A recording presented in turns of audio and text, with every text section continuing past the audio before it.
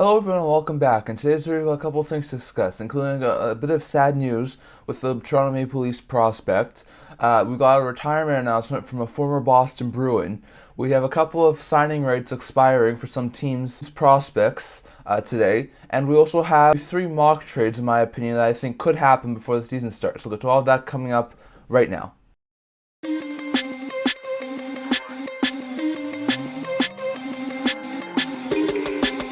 Hello everyone and welcome back to another video here at the Internet Hockey Channel.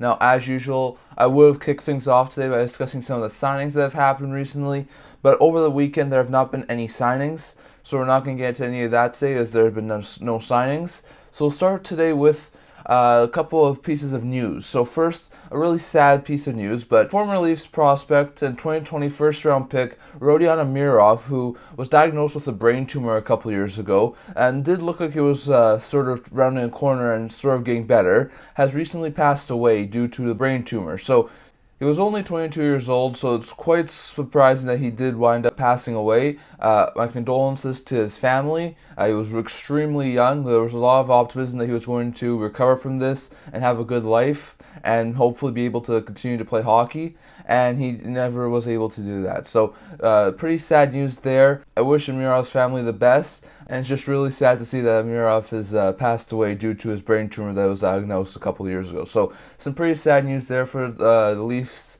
and for hockey people in general, to see such a good young player pass away at such an early age. So that's some bad news I'm going to start out with today.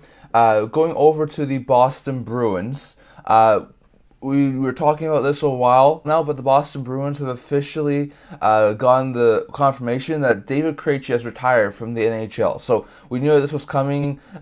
We know that it was going to happen in the not-too-distant future. Krejci, it sounded like, according to Boston media a couple weeks ago, it sounded like he was going to retire, and now it's official. So the Bruins have now lost both of their top centers in Bergeron and Krejci.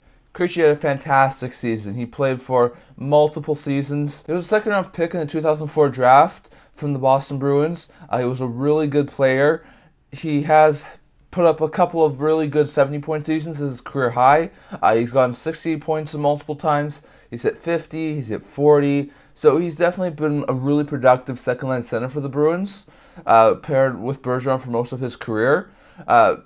This year, he finished off quite strong, putting up 16 goals, 40 assists, 56 points for 70 games. A very strong performance in his final season, helping the Bruins to be the President's Trophy winners and having the best record in the NHL in the regular season. In his career, he put up 231 goals, 555 assists, 786 points in 1,032 games. So playing this year, he was able to reach the 1,000 game mark, and now he's called it a career. In the playoffs, he's also done quite well. He, just like Bergeron, helped them reach multiple Stanley Cup finals, including back in, I think, 2013, if I'm correct, as well as the 2019 Cup when they lost to the St. Louis Blues. He helped them win against the Vancouver Canucks in 2011. So definitely, there was a lot of good moments there from Krejci, helping them win the Stanley Cup once, helping them get to multiple Stanley Cups, helping them be the best regular season team in the NHL this year. So definitely, Krejci's had a very, very long and very, very successful career being the second-line center for the Boston Bruins, and I hope him the best of luck in retirement. But as expected, retirement is now official for both Krejci and Bergeron, and both will be moving on from their careers. So I wish Krejci the best for whatever he's doing next. But definitely, it's quite not surprising in the least that Krejci has retired, and now Krejci and Bergeron are both gone. So quite a big blow for the Bruins to lose both their top-line centers they've had over the past number of seasons to retirement in the same year. But definitely interesting to see how they recover from this and see if they do go into the season with a duo of Zacha and Coyle. So going to be interesting to see, but that's a really big update there, and I think that's going to be an interesting thing for the Boston Bruins going forward. But not too surprising, Krejci retired, and now both Krejci and Bergeron are gone and have retired. So going to be interesting to see how the Bruins do there. Going over to a little bit of a news update here. Given the fact today is August 15th, there are a couple of unsigned prospects in some teams' systems that have their signing rights expire today. So basically, if the players are not signed by the start of today, they will be able to become free agents. So we're looking at a couple of players here. From the 2017 draft, we have 7th round pick Ryan O'Connell, who was with the Toronto Maple Leafs. Not a huge guy who's going to get a major opportunity. Could maybe eventually be like a 7th defenseman for an NHL team. So we're not expecting to get too much of a look for an NHL contract. You've got a couple of 2018 draft selections, including Philadelphia Flyers prospect Jay O'Brien. O'Brien was a 2018 19th overall pick. Looks like a good player. Philadelphia didn't want to sign him. There should be some teams out there who have interest in signing O'Brien to an ELC. So definitely expect to watch out for O'Brien, who seems like a really good player. They also have Jake Wise, who was with Chicago, was a 2nd round pick in 2018. He looks like a good player. He could get a possible entry-level contract from a team now that he's going to be a UFA. You've got Dimitrios Koumontis from Calgary, who was a former Calgary 4th round pick. Probably also the guy who won't get too overly much consideration for a two-way ELC. Same thing with Jared Moe, who was a 7th round pick of the Jets in 2018. Don't expect him to get too much attention from the free agent market to sign him to an ELC. So I would definitely expect Wise and O'Brien to be two of the guys to watch out for. And then also we have a couple of picks from the 2019 draft. First would be 2nd round pick Robert Maestro Simone from the Detroit Red Wings, another guy who I think could wind up getting an ELC with an NHL club. Looks to be a really good player. Red Wings just didn't wind up signing him, so I could see some teams have interest in him. 3rd round pick John Farinacci from the Arizona Coyotes seems to be the best of the players whose signing rights expired today, and he's the one who's, I think, most likely to get an entry-level contract somewhere. As you think a lot of teams do think that he could definitely round out to be a solid bomb 6'4" at least at NHL level, so that could be a good option. You also have Harrison Blaisdell, who was a 4th round pick of the Winnipeg Jets in the 2019 draft, and I think could be a decent player, so maybe he does, but it also wouldn't surprise me if he didn't get very much look at an entry-level contract. And then you also have Kevin Wall, who was a 6th round pick from the Carolina Hurricanes. I think there's an extremely likely chance that Wall winds up being a guy who does not get too much of a look at the NHL level as well. So definitely, there's 9 players who are going to have their signing rights expire today, and it's going to be interesting to see which of these guys wind up getting looks at possible entry-level contracts. I think good chance that Farinacci, Maestro Simone, O'Brien, and Wise all get somewhat of a look. I think Farinacci is almost a guarantee that he'll get an ELC from somewhere. I think it's quite likely too that Wise, Maestro Simone, and O'Brien also get a pretty good look at an ELC as well. So going to be interesting to see, but these guys have all turned to unsigned prospects to UFAs and will now be able to sign with whatever team they want. So going to be interesting to see if some teams are going to be able to pick those guys up. And lastly, here we go over to the trade rumor part of the video. Now, instead of a trade rumor part of the video, it's been really slow over the weekend. There hasn't been overly abundance of trade rumors. So today I'm going to be doing a little bit differently here. I'm going to give you 3 mock trades, and that in my opinion I think are extremely likely to happen before the start of the season that I think could happen. So I'm going to give you 3 mock trades that I think could happen. First, between Calgary and Buffalo, second between Carolina and Vancouver, and third between Winnipeg and Boston. So, like I said, there's not too much trade rumors right now that are really overly significant, so I'm going to give you my thoughts on 3 trades that I could see happening personally before the season starts. Now, while these are not trade proposals that I have heard from before, these are my own trade proposals. These are players that I've seen linked to these teams before. So it's not something that's overly new that a lot of people haven't heard of before. These are trade rumors that I have heard, but just the trade proposal is mine and my mock trade is mine own. So definitely going to be interesting to see if you guys like these or not. But we're going to start with the Winnipeg Jets and the Boston Bruins. Now, Boston, as I've said, they need a center. They just lost Krejci to retirement as we expected. They lost Bergeron. We know they could use a center, but they don't have too much cap space. So that's why a lot of people think the Boston could just stay pat, run with Zach Coyle to start the season. And I think that's also an extremely likely possibility as well. But in my opinion, you just lost Bergeron and Krejci. They're still a good team who I think could be a decent team challenging for a playoff spot this year.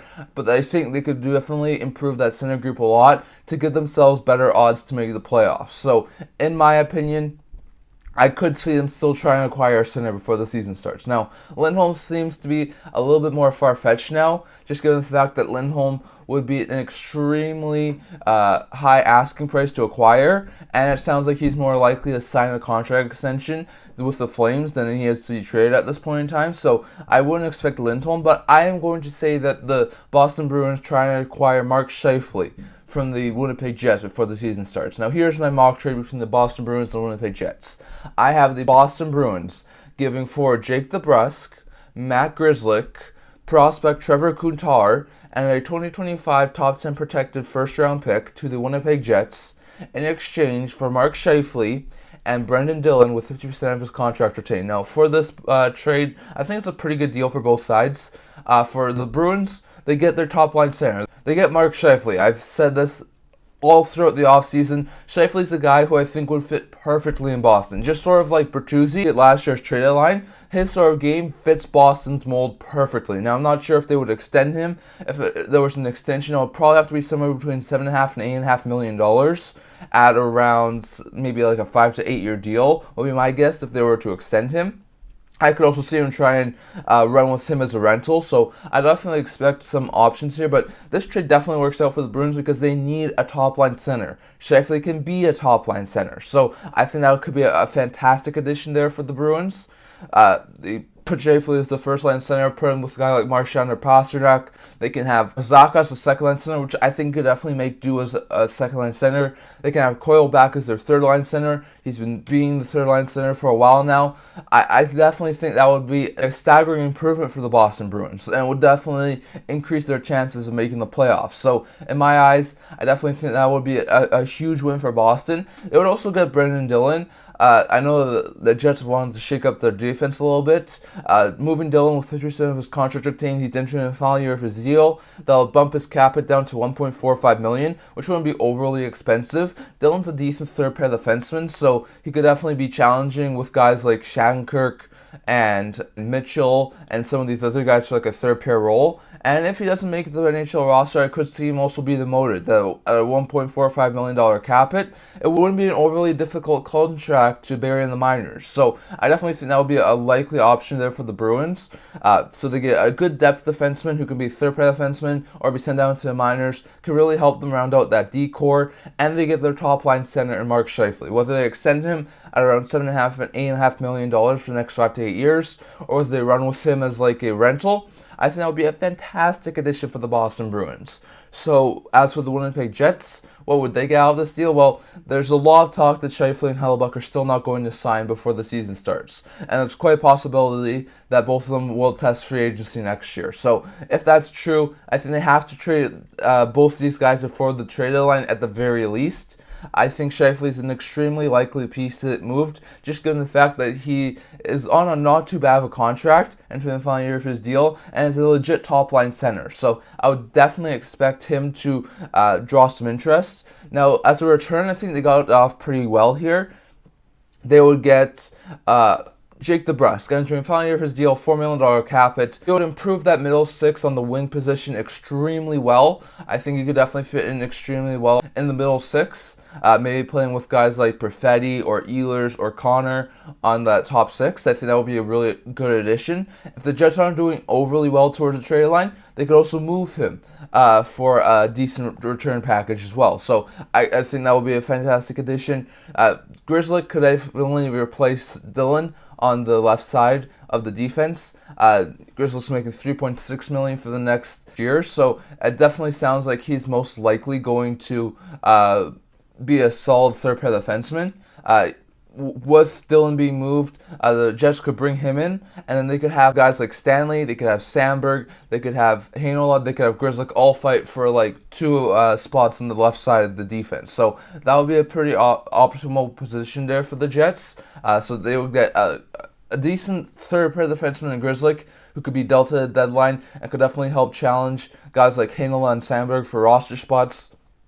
And they get a solid middle six winger in Jake DeBrusk, who isn't a center, who I think they would really want back in a Scheifele deal, but they would also get a solid winger who I think they could try and extend, or they could move at the deadline if they're not doing overly well. So they get a couple of good pieces there.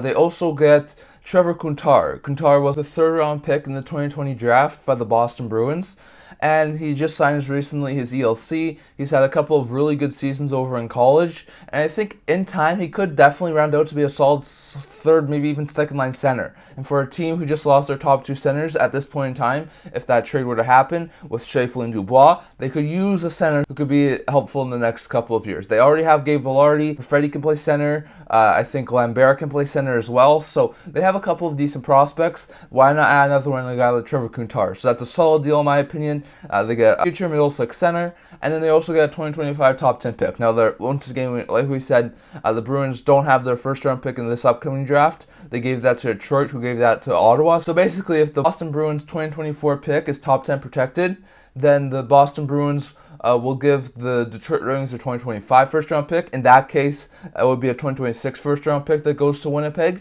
But if the pick is not top 10 for the Boston Bruins, they'll give Detroit, who will give Ottawa their first-round pick, and then they'll give the Winnipeg Jets the 2025 top 10 protected first-round pick. So basically, they get a first-round pick in either 2025 or 2026, a young prospect who could eventually be a middle six center. They get a good young middle six winger who could definitely be moved at the deadline and is a pending UFA, not just in the future. And they get a decent third-pair defenseman who could definitely challenge some of the younger guys for spot on the roster. In my opinion, that's a really good deal for the Winnipeg Jets to get 4 really good pieces in exchange for Mark Scheifele. So in my opinion, this would be a really good win-win deal. It would help the Bruins with their center depths. It will also give them a nice depth defenseman. For the Jets, it will give them a solid prospect who could eventually be a solid middle six center. It will give them another draft pick in a couple of years' time, a top-end draft pick. It would also give them a solid middle six winger and a decent third-pair defenseman. So definitely, I think this would be a win-win trade in my opinion. Let me know what you think down below. If this was a trade that happened before the season that sent Scheifele to Boston,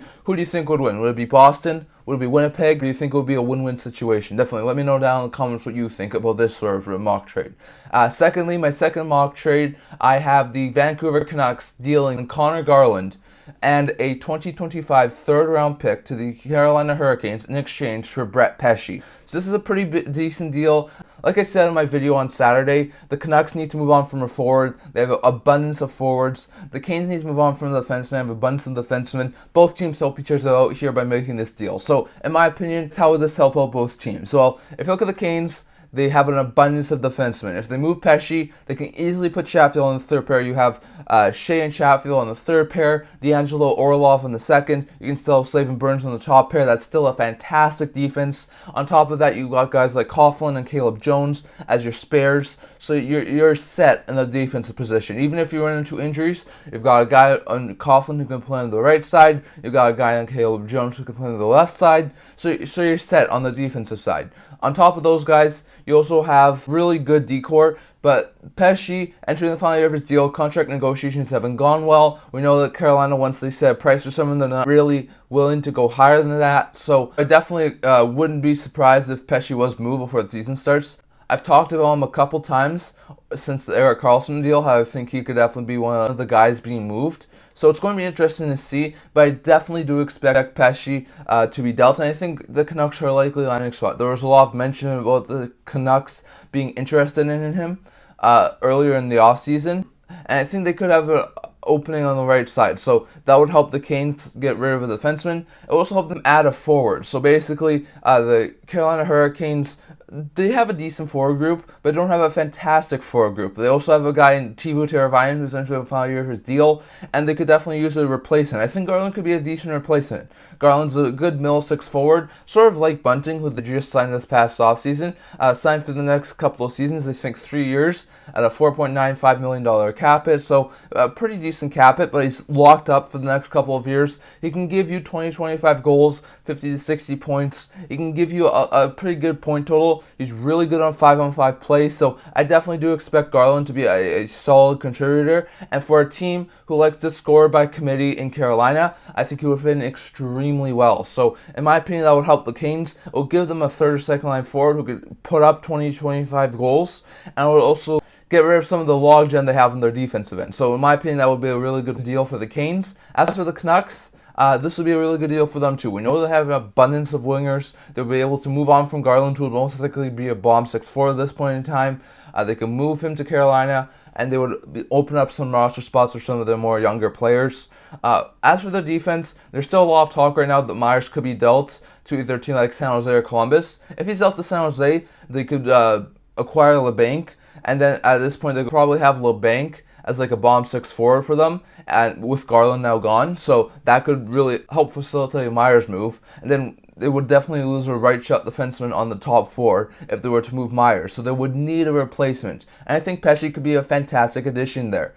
Pesce's a top 4 right shot defenseman. He's also a more defensive defenseman, so I think in that sort of terms, he could be a fantastic D partner for Quinn Hughes. He's not going to put up a whole bunch of points, but he could definitely be the stay-at-home defenseman that Quinn Hughes needs to be a fantastic offensive defenseman. I think he would fit in extremely well in the top 4 and be the defensive partner that Hughes needs ever since that Tanev has left. So I think that could be a fantastic addition for the Canucks. If they were to extend him, I would expect a sort of like maybe 5 to 8 year extension between $5.5 and $6.5 million for Pesce, somewhere in that neighborhood for a contract extension. But it would not surprise me at all if the Canucks were to leave it as is, because if they were to move on from Myers and get LeBanc, let's just say get that sort of a deal, they move on from Garland, they get Pesce. If they're not doing overly well, they can move in UFAs like Pesce or Beauvillier or LeBanc for a decent return. So in my opinion, that's a solid deal for these Canucks. If they were to move on from Myers and replace him with Brett Pesce, who I think would be a fantastic partner for Quinn Hughes in that top 4D. You could have Quinn Hughes and Pesce on the top pair, and then you could have Ronick with a guy like Carson Soucy on the second pair. That defense starts to look a ton better than it did this past year. So in my opinion, that would be a fantastic deal for both sides. It would help the Canes get another top 6 forward, and help get another goal scorer who can help them score by committee, while it would help the Canucks improve their defense and really give them a fantastic D partner for Quinn Hughes. So in my opinion, that would be a fantastic win-win trade for the Carolina Hurricanes and the Vancouver Canucks. But definitely let me know down in the comments which team you would think would win this mock trade in your opinion. Would it be the Canucks getting Pesce? Would it be the Canes getting Garland and the 3rd round pick? Or would it be a win-win situation? Let me know down in the comments. And lastly here, a trade I have between the Calgary Flames and the Buffalo Sabres. I have the Calgary Flames trading Noah Hanifin and Dan Vladar to the Buffalo Sabres in exchange for Eric Comrie, Victor Olofsson, the Buffalo Sabres 2024 first-round pick that is top 10 protected, Henry Jokiharju, and Payne Krebs. So that is a massive haul in my opinion for the Calgary Flames. We'll get to Buffalo first. The Sabres need improvements. We know this. I'm still a little bit worrisome about the Sabres going into the season with a tandem of Levi and Luukkonen. I have no doubt that Levi can do well, but if he's paired with Luukkonen, he's probably going to have to play between 55 and 60 games. And for a young rookie who hasn't had an overabundance of NHL experience, that's not a fantastic addition. So they get Vladar in this mock trade here. If they were to get Vladar, he's a decent tandem goaltender. He can be a 1A for this season. He can eventually work down to a 1B. It would work for the Buffalo Sabres, as they will have Levi be the 1B this year. They could have Levi start between like 30-35 games. They could have Vladar start between 45-50 games. It would be a fantastic duo, in my opinion, for Buffalo. They would have a more experienced goalie in Vladar, who could definitely be a 1A this year. They could have Levi be the 1B. And then next year, when Vladar's entering the final year of his deal, they could have Vladar be 1B and Levi be 1A. And then eventually after that, Levi could be a starter. So in my opinion, that would help their goaltending situation for the Buffalo Sabres. It would definitely be a much improvement, in my opinion. For Hanafin, we know they still are looking for a top 4 defenseman. They have Samuelsson, they have Power, they have Dahlin. They could use a veteran top 4 defenseman who could really work well with those other 3 guys. So in my opinion, they get Hanifin, who they've been linked to in the past. One of the teams who are still linked to Hanifin. He could definitely be an amazing top 4 defenseman for the Buffalo Sabres. Not sure if he would extend with them. It will probably have to be somewhere between like $6 and $7 million on an extension. So, and they still have some pretty big extension talks coming up with guys like Power and Dahlin. So I'm not overly confident they would extend him. But if they were, that would be the sort of asking price I think it would have. And Hanifin's a decent top 4 defenseman. So, in my opinion, that would be a major upgrade for the Buffalo Sabres in the defensive end. So, you get it, the top 4 defenseman you'd be looking for. You get the goaltending help you've been looking for in Vladar and Hanifin. Those are two really good additions for the Buffalo Sabres. So who would they give up? Well, the Flames actually make out pretty well here. They get Eric Comrie, who, with Wolf and Markstrom being their two goaltenders, would not make the NHL roster in Calgary, probably would be sent on waivers, and with his $1.8 million cap hit, would most likely clear, and then will be sent to the minors. So he could definitely be a solid third stringer for the Flames, and if there's injuries, he could be called up. So that'll be a decent addition there for the Flames. They get Victor Olofsson, a very good middle six forward. He can definitely help replace some of the production lost by Tyler Toffoli. We know they already got Sharangovich in that trade. Olofsson can put between 20 and 30 goals. He's a very, very skilled shooter. So I think getting him would definitely help the Flames, at least for this year, given the fact Olofsson is in the final year of his deal. But at least for this year in the middle six, it would extremely help the Flames. They also get Henry Jokiharju, who's a top four defenseman, entering the final year of his deal, going to be RFA as of next year. He would be a fantastic addition to Flames top four. He could be a long-term replacement for a guy like Chris Tanev, and as long as they can sign him long-term, that'll be a fantastic addition there for the Flames on the defensive end, giving some more youth into that team. They get Peyton Krebs, who was a former first-round pick of the Golden Knights, the prize prospect that the Sabres got in the Jack Eichel deal.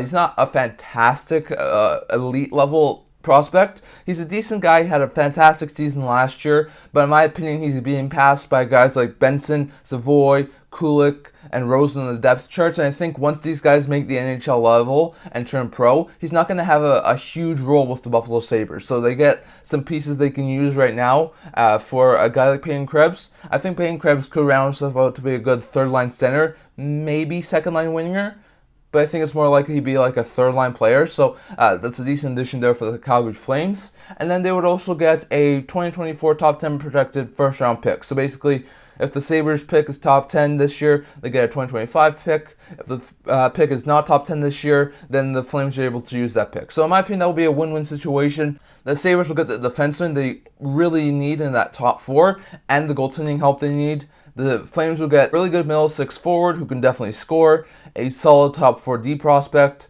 a third string goaltender, a young prospect who could definitely be a good middle six forward down the road, and a first round pick. So in my opinion, that will be a win-win trade, and if that happened before the season started, I think both teams would make out really, really good. So in my opinion, I would think it would be a win-win situation, but definitely let me know down in the comments what you think about this mock trade. Do the Sabres win? Do the Flames win? Or is it sort of a win-win trade? Definitely let me know what you think down in the comments, but definitely that's what I'm going to talk about for today.